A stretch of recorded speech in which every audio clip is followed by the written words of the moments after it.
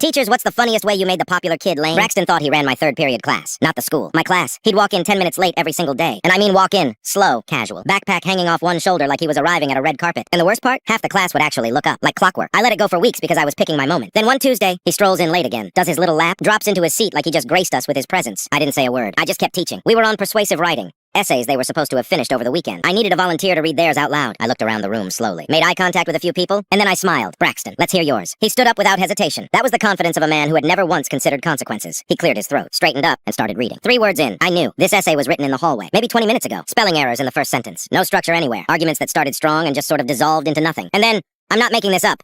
He read the words, etc., you get the point, out loud, to the class, in an essay, that he submitted for a grade. The room went completely silent. Not the polite kind of silent. The kind where everyone's trying not to look at each other because if they make eye contact, it's over. I sat at my desk and nodded slowly like I was listening to a TED Talk. I let him finish every single word, every spelling error, every sentence fragment, every etc., He sat back down with this look on his face like he wasn't totally sure what just happened, but he could feel something shifting. And then I said, okay, everyone. That is a perfect example of what a failing essay looks like. I turned back to the board, didn't pause, didn't look at him, just moved on. The kid next to him, Wade.